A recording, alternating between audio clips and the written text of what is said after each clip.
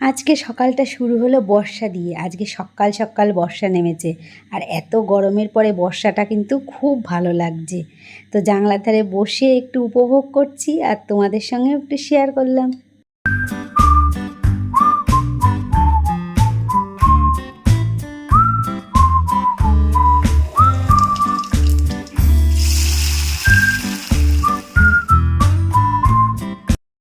Good morning friends, welcome back to my new blog. আশা করি সবাই খুব ভালো আছো, আমিও বিন্দাস আছি।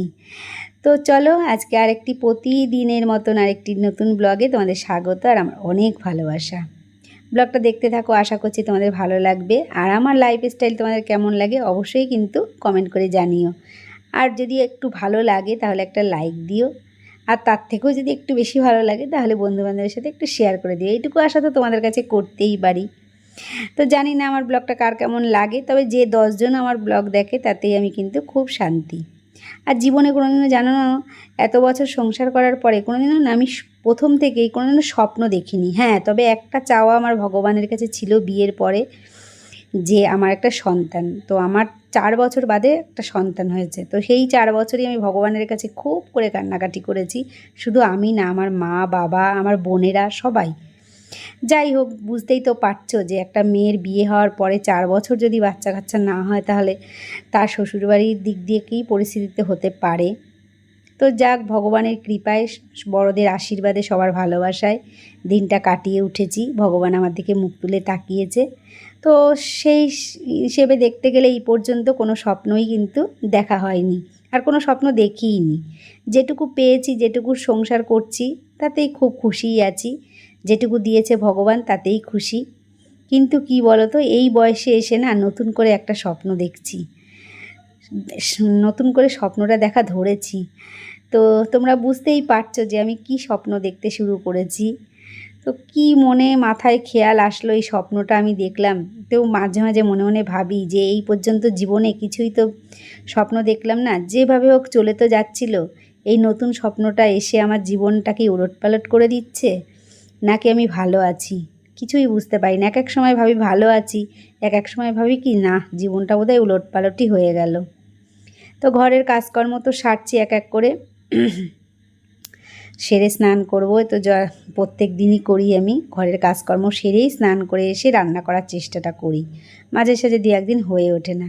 তো যেটা বলছিলাম স্বপ্ন দেখার কথা, জানি না তোমরা আমাকে কমেন্ট করে লিখো তো, এই স্বপ্নটা দেখছি আমি কি ভুল করলাম না ঠিক করলাম, আমি নিজেই বুঝতে পারি না। তো স্নান করে এসে দেখো দুটো ভাত নিয়ে বসেছি। আর আজকে স্নান করতে যাওয়ার আগে আর খাওয়া হয়নি, ভাবলাম স্নানটা করে আসি। খেতে গেলে আর খেয়ে সঙ্গে সঙ্গেই আমার স্নান করতে ইচ্ছা করে না, না হলেও আধা ঘন্টা পরে গিয়ে স্নান করতে ভালো লাগে খাওয়ার পরে। তো তার জন্য ভাবলাম আবার আধা ঘন্টা দেরি হয়ে যাবে, তার থেকে যাই স্নান করে পুজোটা দিয়ে খেয়ে নেবো ওখানে। তো স্নান করে পুজো দিয়ে ভীষণ খিদে পেয়ে গেছে। এখন যদি আমি রান্নাটা বসাই না, ভালোই হবে না রান্নাটা, জানো তো। পেটে খিদে থাকলে কোনো কাজই ভালো লাগে না। তো ভাবলাম না, পেটটা আগে শান্তি করে নিই, তারপর শান্তি মতন রান্না করবো। নয় আর 5টা মিনিট দেরি হবে, খেতে আর কয় মিনিট। হাতে হাতে করে নিয়ে আমাদের খাওয়া, সবাই মিলে থাকলে একসাথে বসে খাই, আর আমি একা থাকলে ওই হাতে করে নিয়েই খেয়ে নেই। এটা আমাদের সবারই অভ্যেস, আমাদের সব গৃহিণীদেরই একটাই অভ্যেস। তো তোমাদের সাথে কথা বলতে বলতে দেখো আমার মাছটা রান্না হয়ে গেছে। কাতলা মাছের কালিয়া বানিয়েছি, আর এখানে করেছি আম দিয়ে টক ডাল। তো টক ডালটা আমাদের এখন গরমে থাকবেই থাকবে।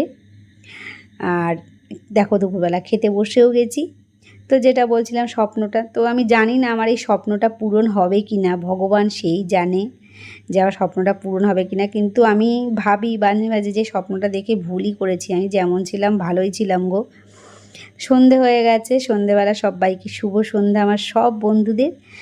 আর আজকে দেখো তোমার সন্ধেবেলা টিফিনে হচ্ছে অনেক দিন বাদে ডিম পাউরুটি। তো ডিম পাউরুটি বানানো হচ্ছে। এই দেখো পুরো দোকানের মতন একদম, খুব ভাল লাগে আমার, কিন্তু এটা খেতে হেব্বি সুন্দর লাগে জানো তো। কিন্তু খাই না, ওই যে পেটের চিন্তা করে খাওয়া হয় না এখন আর। চলে এসেছি আমারটা আমি নিয়ে, আর টিভির সামনে বসে গেছি। আর ওরা সব রয়েছে ওই ঘরে, কারণ আমার টিভি যখন আমি সিরিয়াল দেখি না, তখন কেউ যদি বক বক করেন আমার একটুও ভালো লাগে না। তো যাই হোক, সেই স্বপ্নটার কথাই বলি। তো স্বপ্নটা আমি মনে করি যে একমাত্র পূরণ করতে পারে ভগবানই। আর ভগবান মানে কারা জানো? ভগবান মানে হলো তোমরা। মানুষের মধ্যেই তো ভগবানের বাস। তো তোমাদের যদি কৃপা হয় আর তোমরা যদি আমাকে একটু ভালোবাসো তাহলেই কিন্তু আমার স্বপ্নটা পূরণ হবে। সম্পূর্ণই তোমাদের ভালোবাসার উপর নির্ভর করছে। জানি না আমাকে কে কতটা ভালোবাসবে আর আমার ভিডিও কিংবা আমাকে কিংবা আমার ফেসটা কার পছন্দ হয় না মনে হয়। কারণ কি, তা না হলে তো আমি বুঝতাম যে না। তবে আবার এটাও বুঝি যে আমাকে তো কেউ চেনেই না, আমাকে কেউ জানেই না। যে 50 জন মানুষ আমারটা দেখছে তাতেই আমার মনে হয় এক এক সময় আমি খুব খুশি। আবার ওই যে বলে না, মানুষের চাওয়া পাওয়ার কোনো শেষ নেই, মনটাকে কেউ মানাতে পারে না।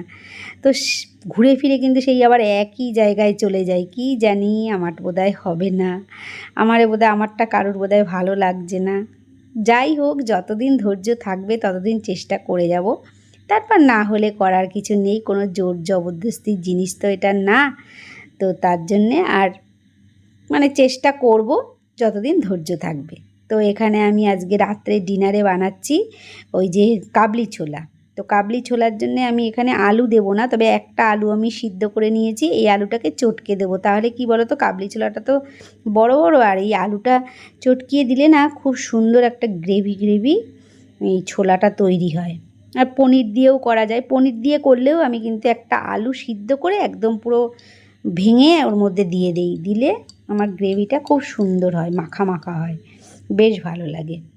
তো কড়াইটা বসিয়ে দিয়েছি, কড়ার মধ্যে দুটো জিরে ফোড়ন দিয়ে দিলাম। আর এটা নিরামিষভাবেই আমি আজকে বানাচ্ছি, পেঁয়াজ রসুন আর দিচ্ছি না। একটা আলু ভেঙে দেখো এর মধ্যে দিয়ে দিলাম, আলুটা একটু ভাজা ভাজা করে নিয়ে এইবারে আমি মশলাগুলো দিয়ে দিচ্ছি। এই যা দেই আর কি, সাধারণ সবসময় রান্না করার জন্য যে মশলা, তো সেই মশলা দিয়ে দিলাম। টমেটো দিলেও ভালো হয়, কিন্তু আমার আর ইচ্ছে করছে না, জানো তো, রাত্রিবেলা না আর ভালো লাগে না। আজকে আর ইচ্ছা করছে না টমেটো ফমেটো দিতে, এই আজকে কোনো রকমে করছি আর কি। তবু খেতে কিন্তু খুব সুন্দরই হয়েছিল, ভালোই হয়েছিল খেতে। আর একটু চানা মশলাও দিয়েছি। তো এবারে এটা মশলাটাকে কষিয়ে নিয়ে তারপরে সেদ্ধ মটরগুলো দিয়ে দেবো। আর মটরগুলো দিয়ে দেওয়ার পরে ফুটে গেলেই তো রেসিপিটা রেডি। আর রাতে ডিনারে কি থাকে তোমরা তো জানোই, রুটি আর তারপরে তোমার ছোলা আর মিষ্টি, কলা, দুধ, সে তো আছেই। তো চলো আজকের ভিডিওটা আমার এই পর্যন্তই। দেখো মশলাটা কেমন সুন্দর কষে কালারটা হয়েছে। জানি না তোমাদের আজকের ভিডিওটা কেমন লাগবে। তো যাই হোক, যদি ভালো লাগে তাহলে পাশে থেকো। আর নতুন বন্ধুরা যদি কেউ আমার ভিডিওটা দেখো, এই ভিডিওটা, তাহলে অবশ্যই আমাকে যদি ভালো লাগে একটা সাবস্ক্রাইব করে দিও। সাবস্ক্রাইব করলে আর একটা লাইক দিলে কিন্তু আমার খুব ভালো লাগবে, আবার ভিডিও করতে মন চাইবে। আর লাইক কেউ না দিলে, কমেন্ট না করলে, সাবস্ক্রাইব না করলে একটুও মন চায় না পরের দিন আবার আর একটা ভিডিও করি। তো এইগুলো করলে কিন্তু ভীষণ ভালো লাগে, যদি তোমরা আমাকে ভালো লাগে, আমার ভিডিও যদি ভালো লাগে।